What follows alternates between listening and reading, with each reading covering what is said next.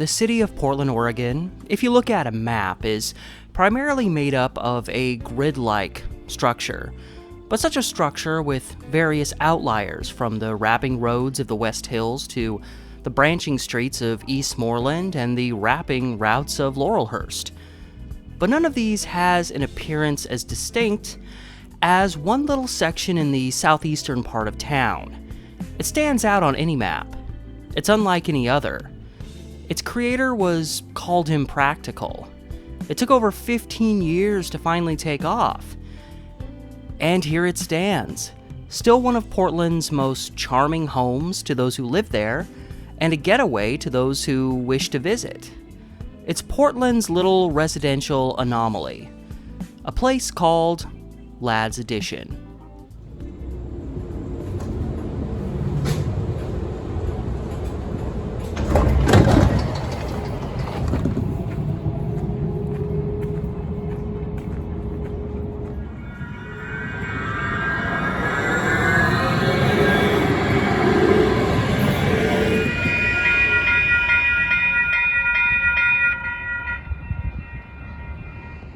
I'm coming to you from southeast Portland, specifically the Hosford-Abernethy neighborhood. I always thought it was Hosford-Abernathy with a hard A. I'm sure a lot of people have made that mistake, but I actually found out through the course of making this video, there's an E there near the end, so it's Abernethy, I assume is how it's pronounced. And you can see downtown right across the river, so I'm not too far back from that. And you look around this area, and this is a very, not so much that way, but very industrious, industrialic kind of setup all around you.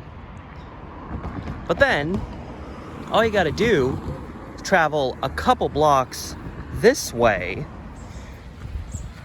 and suddenly I'm in heaven. Hello, squirrel. Welcome to LADD's Addition.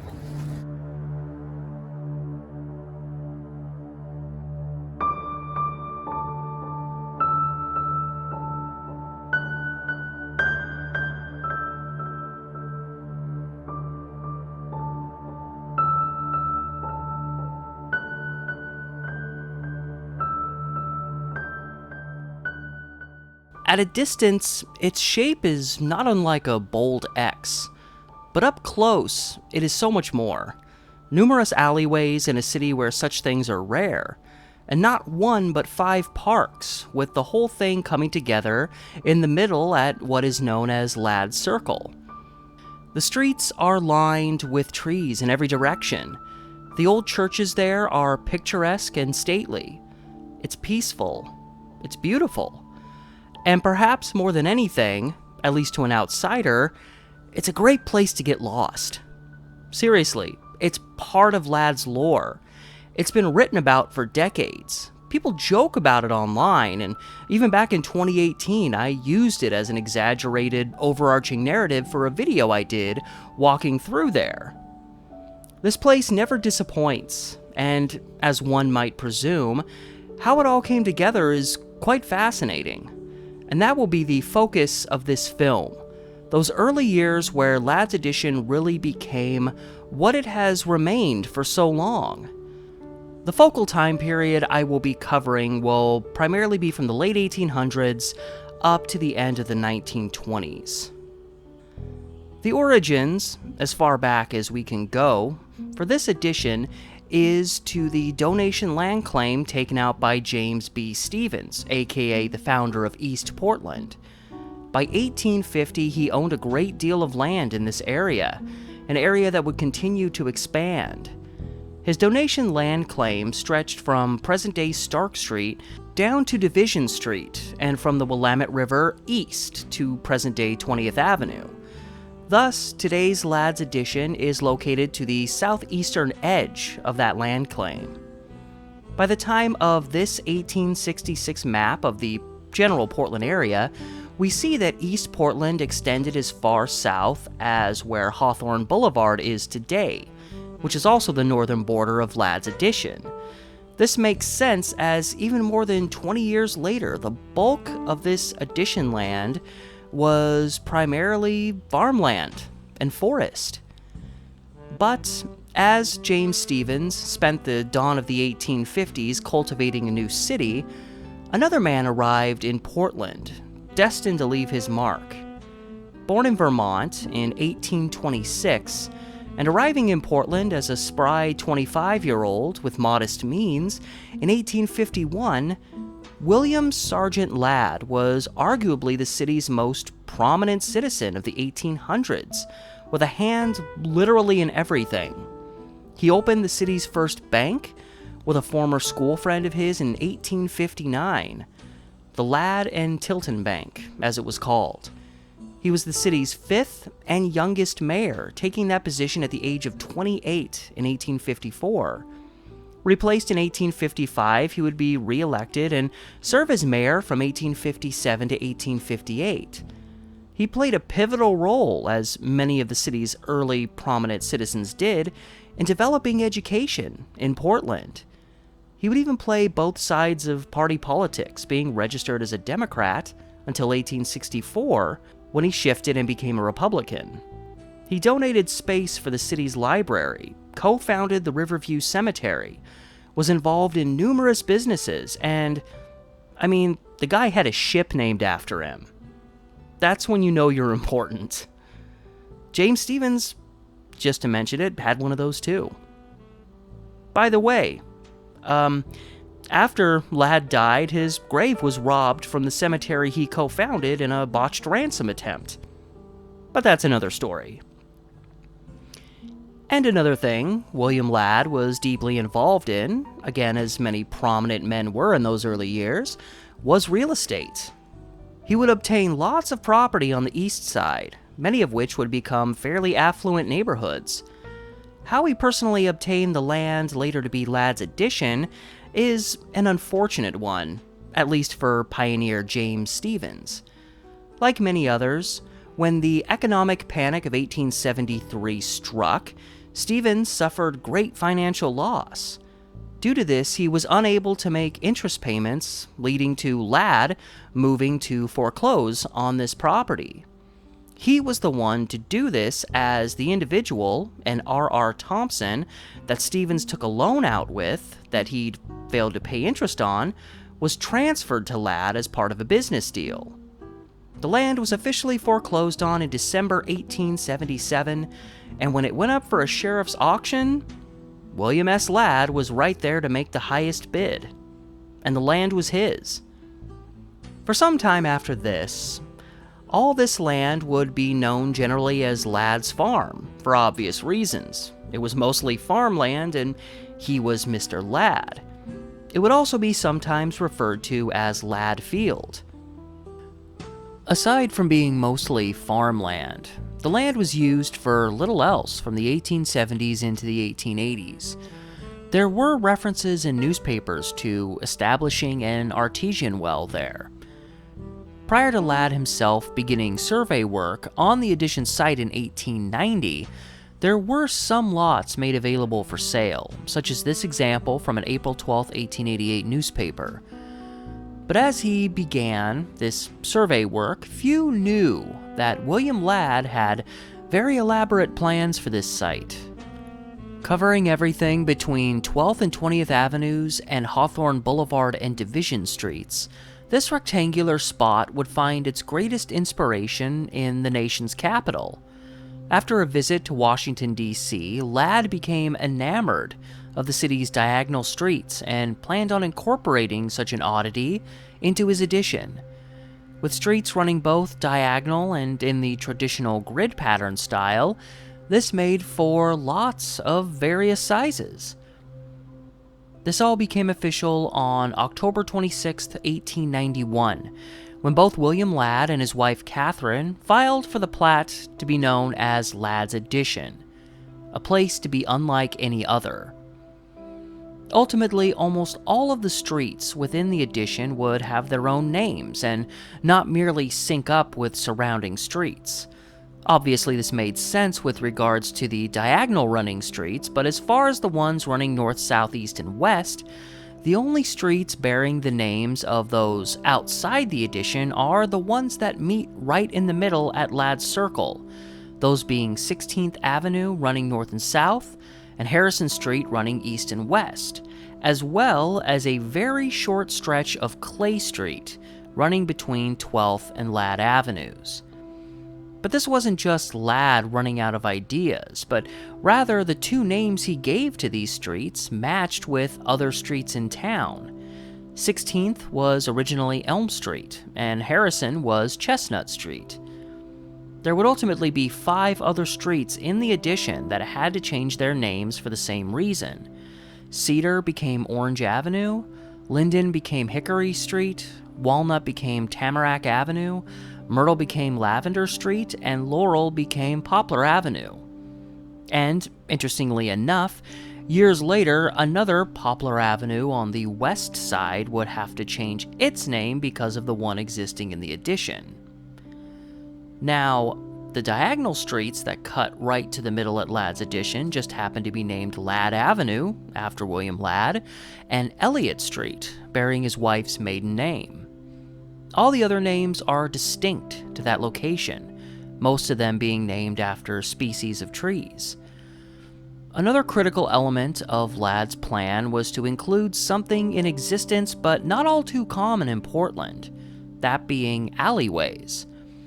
It was said at least a partial motivation for this was to help prevent crime, in particular robberies.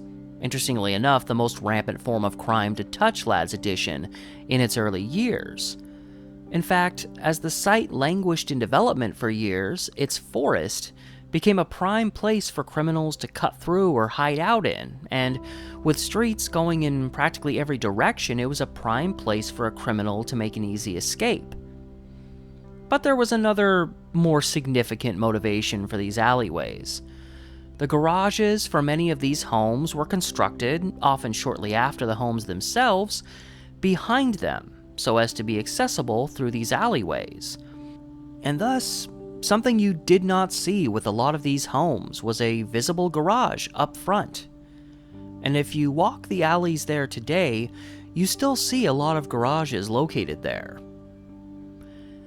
And something that the locals have always fought, going back to day one, has been the encroachment of non-residential and commercial structures on that land. Not only did Ladd himself want this to be an exclusively residential area, as a hater of alcohol, he laid out provisions to try and never allow a single saloon on site there. And perhaps the most gripping aspect of Ladd's addition, aside from its street layout, would be its parks, 5 in total. Of these 5, at the center of everything is what is known as Ladd Circle. And not only is this beautiful, tree-laden circle the center of the addition, but if one goes any direction, north, south, east, or west from there, they will encounter one of the other 4 parks. Unlike the middle one, initially known as Central Park, of course, these other 4 are diamond-shaped. While these parks were originally dedicated in 1891, they would not start being designed until the addition's early years of development, almost 20 years later. This would come with the establishment of a $1 million park budget in 1907. In earlier years, the 4 parks aside from Central Park had names applied to them based on a nearby street. North Park was also known as Maple Square, East Park was known as Cypress Square, South Park was known as Orange Square, and West Park was known as Mulberry Square. Unfortunately, I chose to make my video here in March, with the weather still a bit on the cold side, and the gardens lying in wait for the right time to come alive again. Fortunately, a few years back, while out venturing through the addition at a more practical time, I was able to capture some videos of these gardens at their most beautiful. When the addition was platted, it was, as one might assume, very important to William Ladd that these park spaces be made available there. You can feel it in his verbiage, wherein, related to the plat filed, it stated, "We also dedicate to the use of the public as and for public parks, and, for that purpose alone, all of such parts of said tract as are designated on said map, Central Park, North Park, South Park, East Park, and West Park, respectively. This dedication of the said tracts is upon the express condition that the said tracts shall not be cut, crossed, or bisected by any way or rights of way for any street railway or any other railway of any kind or description whatsoever. Let us venture into the park. Oh, it's mushy. Stay out of the garden beds. It's tragic they even have to tell you that. I don't know if it's the rain, the cool weather, but because it's a rarity that there's nobody in this middle portion. This is where people come. Most of the times when I've come here, and the weather's a little nicer and the ground's not so giving way, there's always a handful of people out here reading. I don't know if anybody would want to sit on this bench, I guess, unless their legs are short enough to not have to touch the ground.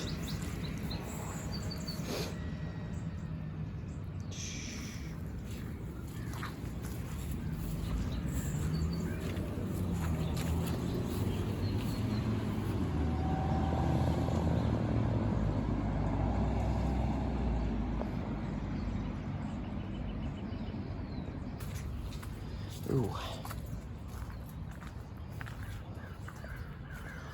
Delicate, I don't want to slip.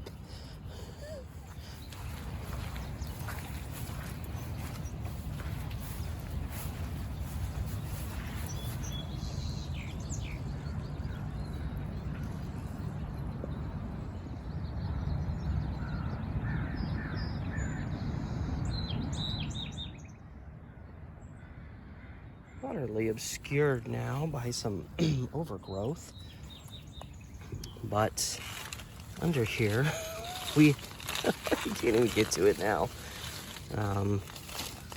William S. Ladd, 1820, I mean, this is the man, 1826 to 1893, pioneer merchant, banker, civic leader, and mayor of Portland. Born in Vermont, Ladd came west during the California Gold Rush and to Portland in 1851. He prospered as a merchant, established the Ladd and Tilton Bank, and invested in real estate, much of it on the east side of the Willamette. That's true. 126-acre Ladd's Addition has been part of the original Stevens DLC. I love how they use the term DLC. I know it's valid, but it feels like such a contemporary term. Platted in 1891 in a diamond pattern with four small parks and a circular Central Park, where we are right now. Ladd's Addition was considered a radical departure from the common grid pattern of the expanding city. True. Ladd's Addition was listed on the National Register of Historic Places by the Department of the Interior in 1988. Ladd was prominent in every aspect of the 19th century Portland business activity. His civic credits include chairmanship of the Board of Water Commissioners, which secured Portland's Bull Run watershed. This was put here in 2002, so okay, you can go back into hiding, Mr. Ladd. I just wanted to see that. Ooh, it is muddy.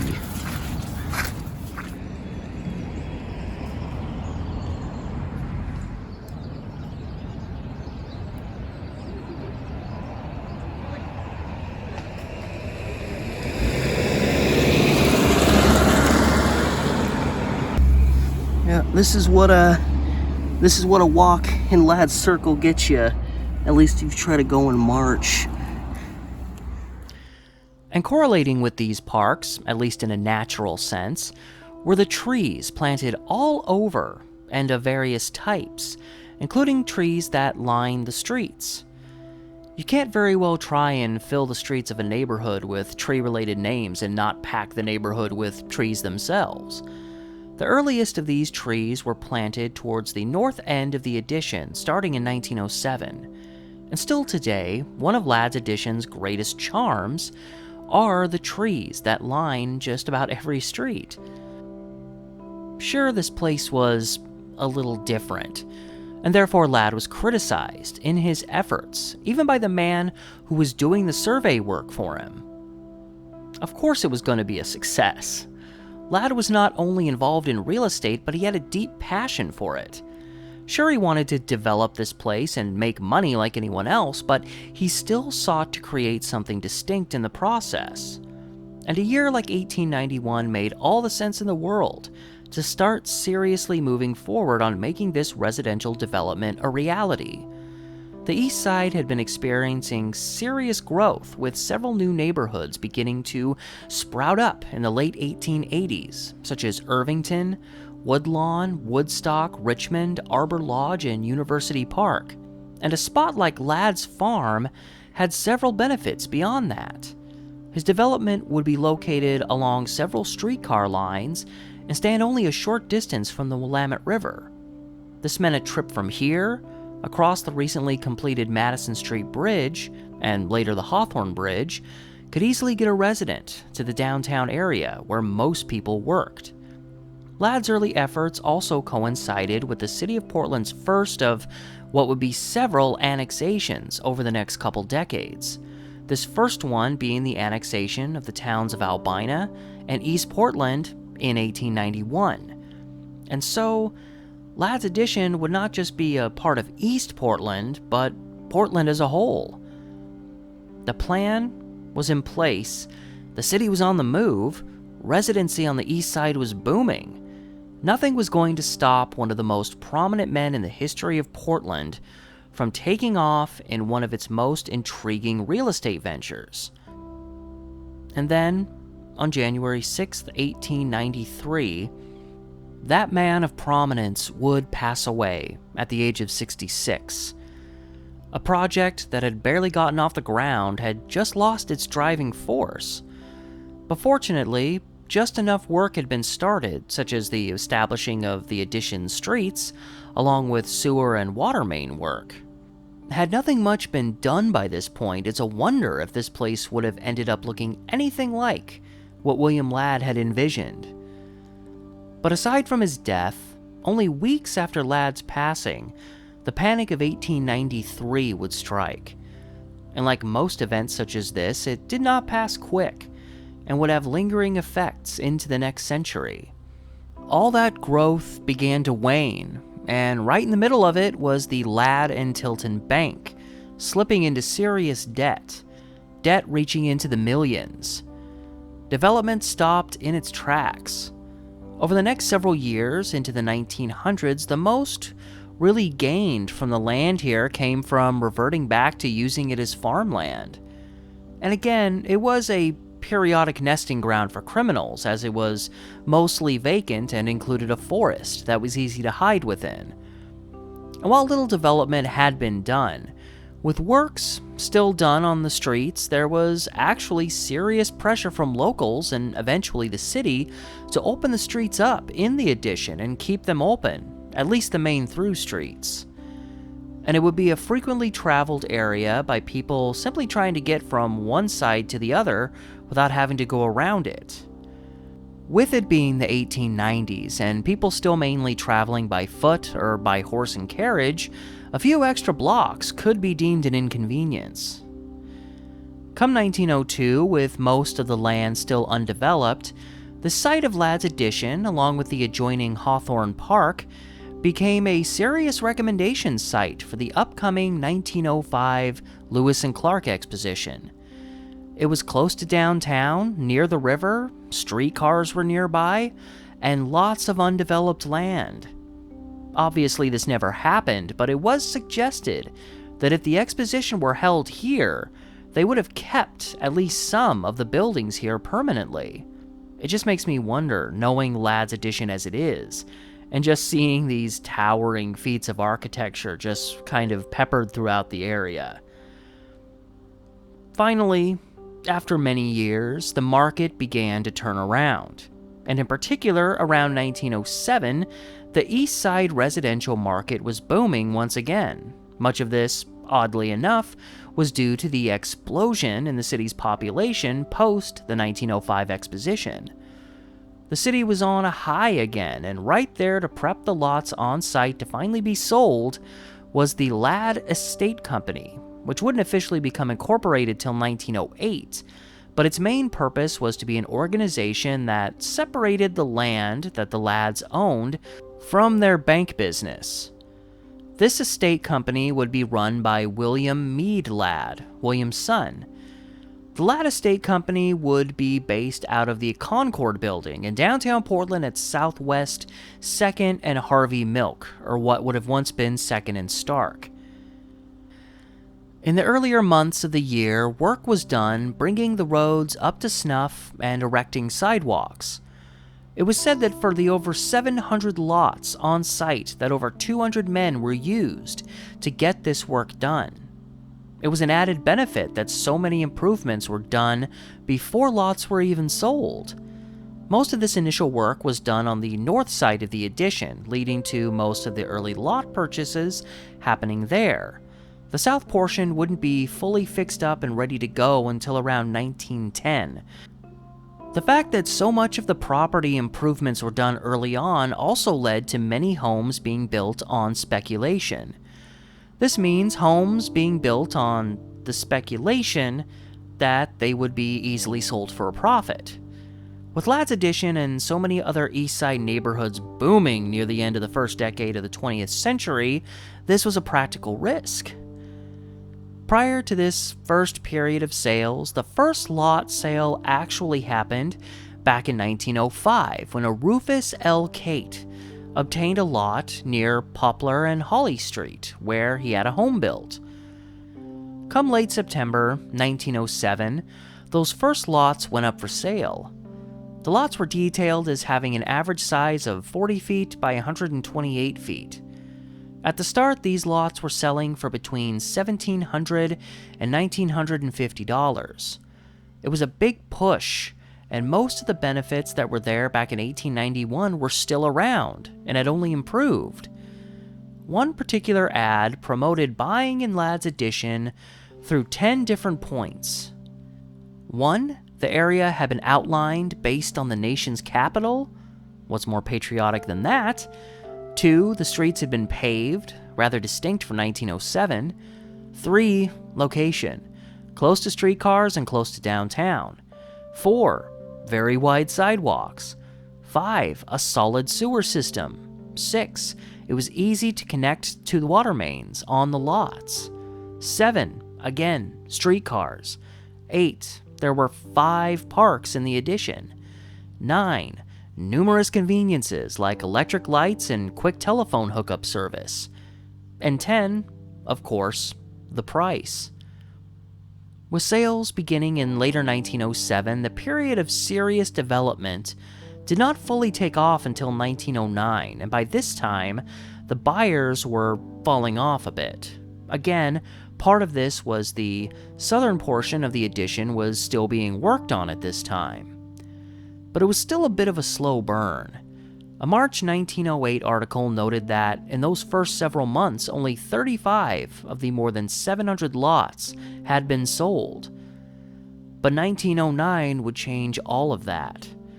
At one point during this year, it was reported 25 new homes were being built at the same time. This year would also see multiple churches go up in the addition, that being the United Evangelical Church. And later on in the year, the Trinity Methodist Church would obtain land to build on. Church history is big history in Ladd's Addition, with still many church buildings in existence on site. This includes the first church, located on Tamarack Avenue, to the southeastern end of the addition, which dates back to 1891. The area was becoming such an attractive place to live at that most other nearby neighborhoods would reference their closeness to Ladd's Addition as a selling point. And like the city's streetcar lines when they took off, when places like Ladd's Addition took off and the later 1900s housing boom, lots of different companies wanted to get involved, especially with Ladd's being so different and sometimes cheaper than other alternatives.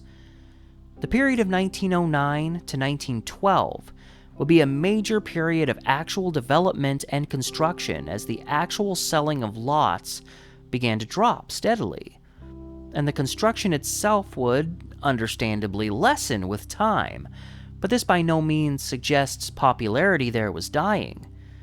The market was also settling, and they just needed to wait for their second wind. Historical documentation notes still that during the period of 1909 to 1917, the area had begun to develop as a more cohesive neighborhood, as opposed to a sparsely developed neighborhood with scattered residences. In this image from a December 14th, 1919 Oregon Daily Journal, showing an overview of Ladd's Addition, we can see that even by this point, at the end of the 1910s, less than 50% of it had been developed. And we can also see the evidence of the northern half being the more developed of the two halves. It also appears more of the western portion of the addition had been developed over the eastern side. Found ourselves an alleyway. Not like they're in short supply or anything.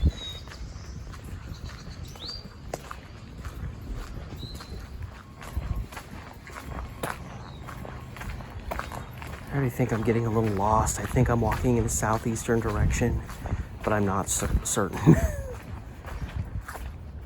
Well, I was right. I felt like I was walking northeast, so I was like, you know what? I'm probably walking northwest. And I was right. So wherever direction I feel like I'm walking in Ladd's Addition, I'm usually not. And that's just the way it goes. Especially, it's a cloudy day today. Sometimes, if you don't really know where you're going, you can follow the sun. I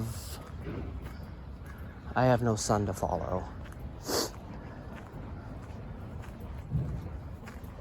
That's nice.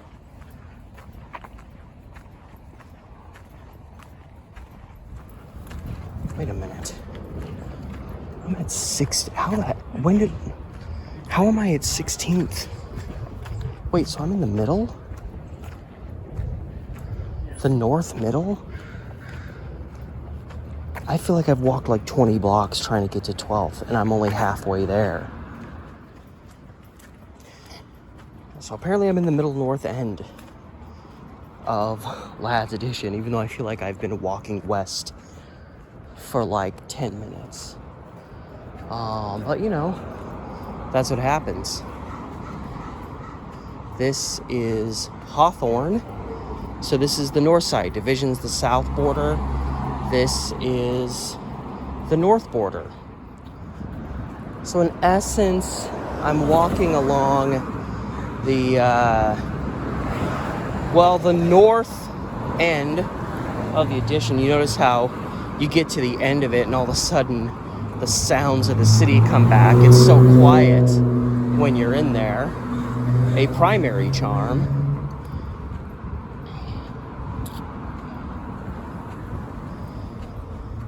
And again, you can see here how close we are to the city. You can see some of the buildings right across the river from right where I'm standing on the north end of the addition, so you can see in person how close this was to the city. And mind you, when Ladd's Addition was first taking off, end of the 1800s into the 1900s, most people were still working across the river. A lot of the east side was being developed as residential, so a lot of people that were elated to move across the river and have peace and quiet from the city where they lived still had to go back to work. And that was one of Ladd's Addition's benefits, was that it was so close to the city. And there were multiple streetcars. There was a streetcar right along Hawthorne here. So you could live 2-3 blocks this way, walk up, hop on the streetcar, and it just took you this way. And in a couple of minutes, you were across the river in downtown, and you were pretty much ready for work.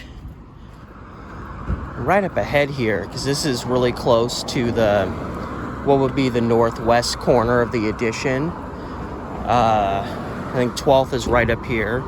And this is one of the unfortunate losses sustained to commercial properties. Technically within the addition, there used to be a row of cool old buildings here, succession of businesses, and it burned down a couple of years ago, and it was, you know, it was pretty torched, so they eventually demolished it, and it's sitting here waiting for someone to come along and give it some life. Right now there's just one resident,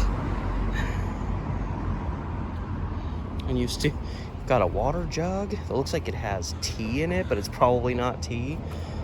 But yeah, you've got kind of this jagged concrete. I'm guessing, like, I don't know if this was just an old wall that maybe separated the residents from the commercial, or if this was connected to those buildings. I was never in this area enough to pay attention, but this has definitely been here for quite some time.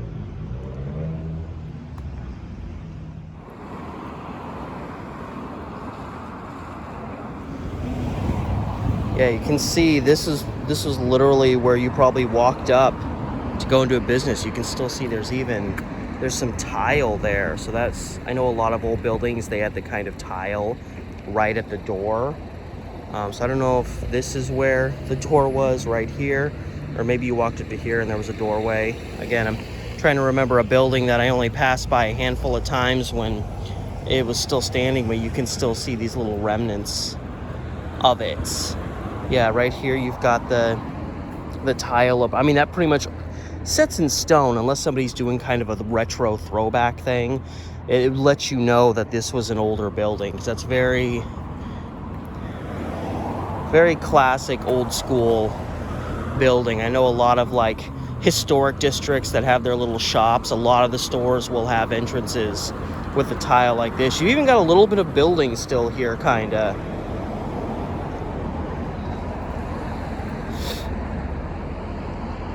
So, yeah,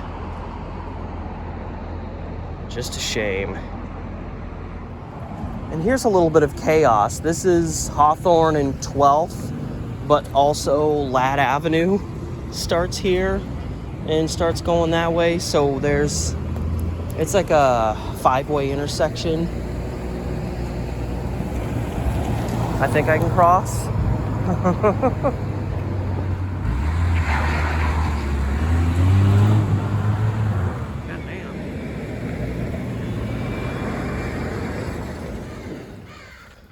So this whole time earlier, when I thought I was in the middle of the addition, I was literally like less than 2 blocks from 20th, which is the east. This is the east end. And this is Harrison, so this is like the Middle East edge.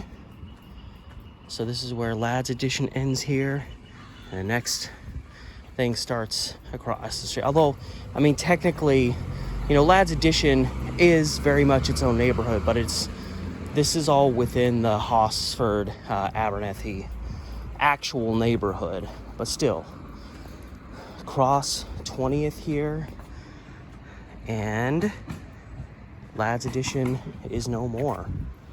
And you can even like see like slight structural changes between the house. I mean, not too much. It's not like, you know, we're crossing from a city on the East Coast to a city on the West Coast. But if you look across the street and then over here, you can see a distinction. A little representation of the street changes that have happened over time. Today, this is Cypress Avenue, but then you look down at the street, Cypress Street. Once upon a time. And this is cool. It's actually, there's the Cypress Street thing. You see Thies and something LL? L? Dell? I don't know. But that is definitely an 07. And 1907 is when they first started kind of finally taking off on this land. They didn't really start, you know, people moving in and stuff till closer to 1909. Not that there weren't people living here before then, but 1907 is when things really started taking off. I love this old metal line. It's so old that it's just broken in multiple places. And this here's the polar opposite to where Hawthorne comes in at 12th. This is where 20th and Division come in at, but then LADD Avenue, which you go straight down LADD, it takes you right to that intersection, but this makes it another kind of kooky, kind of five-way intersection. What do we got here? Is this a LADD's Edition related thing? I don't know. This is technically in LADD's Edition. I don't know what it's for exactly, or if it's just one of these like art installations around town that you see. But you've got a mom with her kid and has got his helmet on and his bike, and a guy with I thought this was more older looking architecture, and then I realized we got a bicycle and a skateboard here. And then we got this person who looks like they're about to go into the mountains. I don't know what the meaning is of this, why it's here, but it's in LADD's Edition, so it's part of it.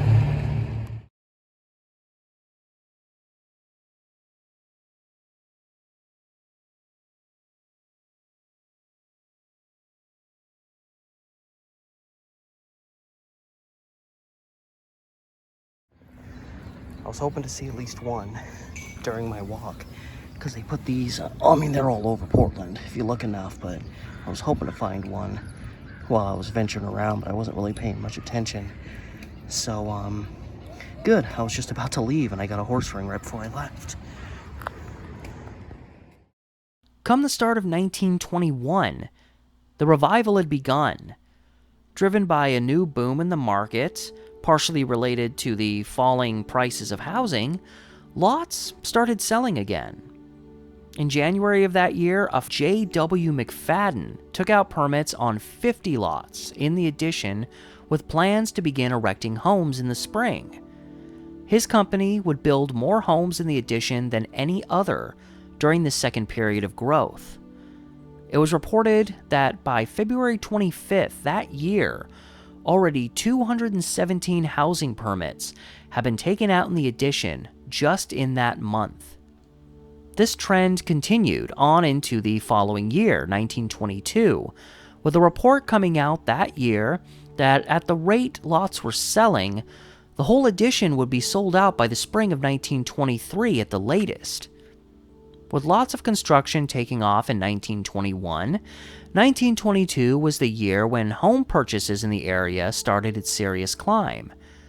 An October 15th, 1922 report noted that more than 100 families had made purchases in the Edition since the start of the year, making for 1/7 of all lots ultimately available on site being purchased during this time. By the end of 1922, Portland would report their most successful residential real estate numbers in the history of the city, with more than 3,300 permits for new homes to be built and over $12 million invested in these new residences. The whole city was booming, and LADD's Edition was just there for the ride. And this growth would continue over the next couple of years. But this rounding out growth was not without a little controversy, primarily stemming from pressure by locals that this residential neighborhood should stay 100% that, residential. Even a school was cause for controversy, even though by 1923, everyone was in agreement that a school needed to be built for the kids in the area, as the nearest schools were experiencing overcrowding. In August of this year, a site was purchased for $35,000 to build a school, but this process would be delayed due to those near this site protesting it. This school, the still-standing Abernethy School, would not be completed to the southwest end of the Edition until 1925. But a school was not the only thing stirring up controversy in 1923. Perhaps the greatest battle between residents and an outsider came in the form of a small grocery store that began construction near the start of the year. Not only was this store to be within the Edition, but it was to be located at its center, right across the street from Ladd Circle. The building was being erected by a George F. Keene and was slated to house an M.B. Skaggs grocery store.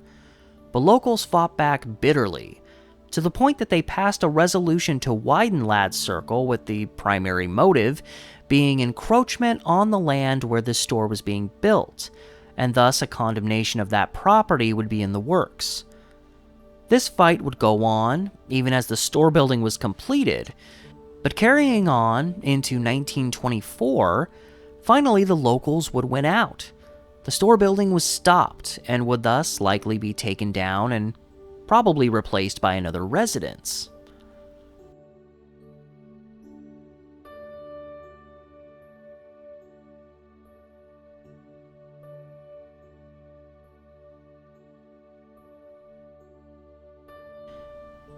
But here we are, more than a century after construction began, and the store is still here today. So what happened?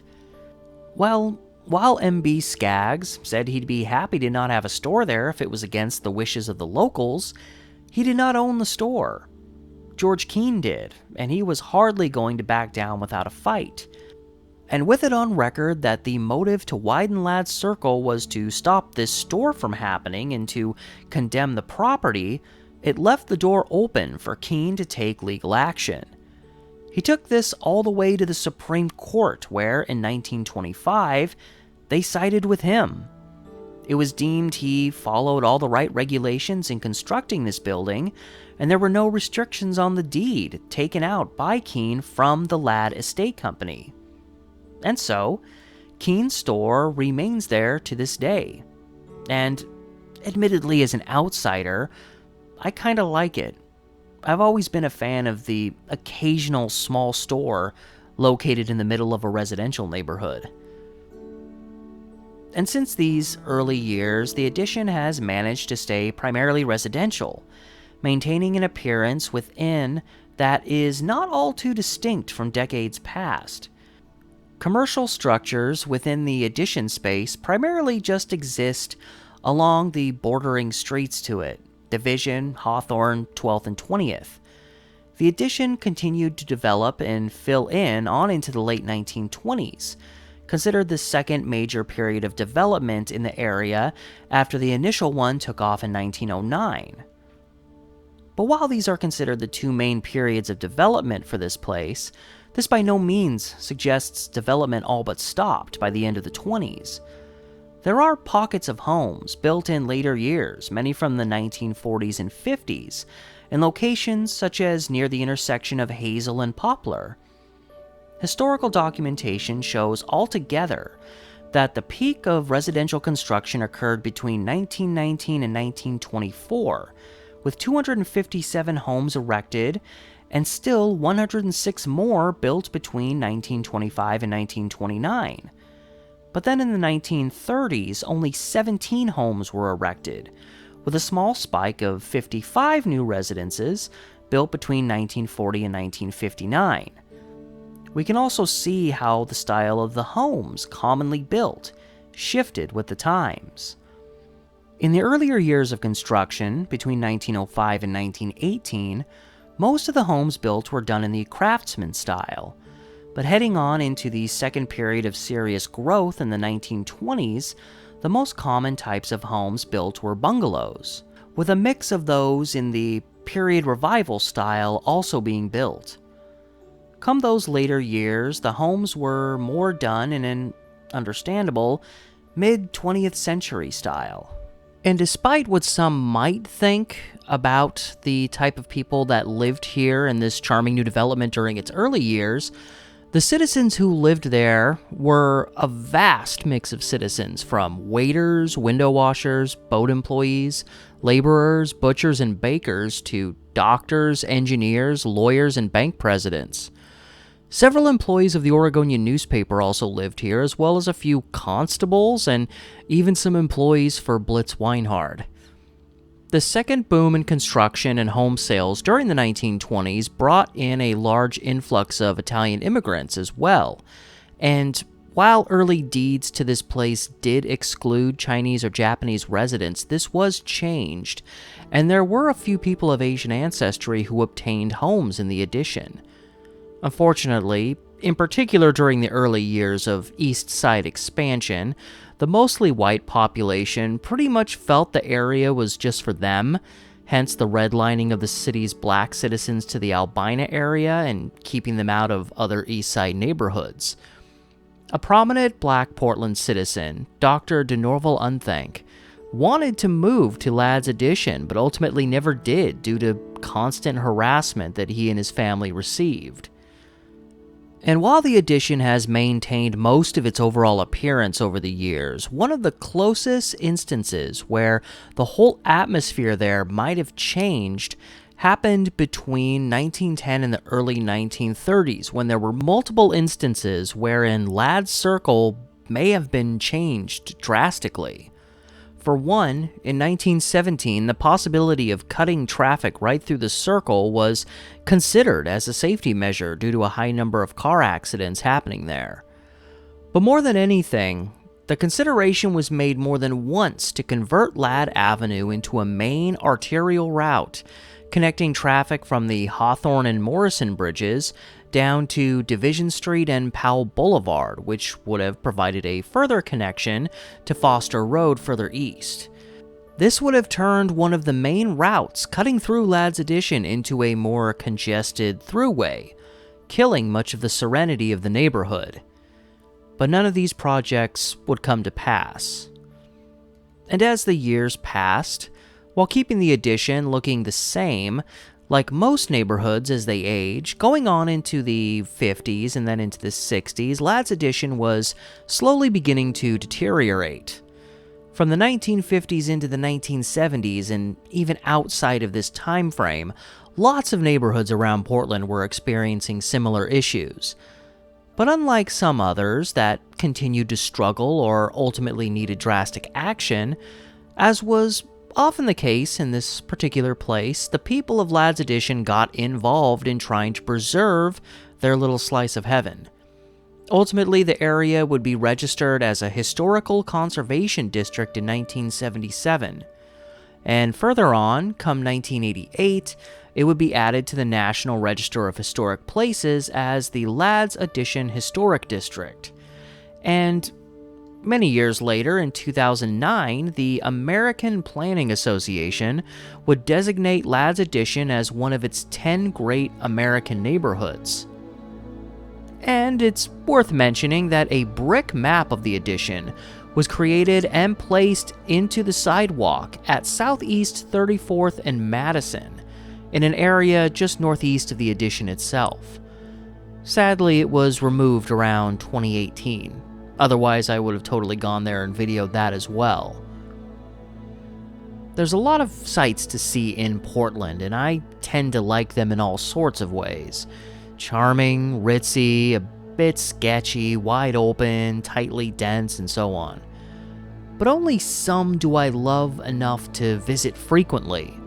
Only some would I not mind walking through every day or seeing before me when I open my curtains in the morning. Ladd's Addition is cool, charming, and even captivating. But beyond its simple visual pleasures to be taken in on any given street there, it's also remarkable for its uniqueness and distinction from other places, both near and far.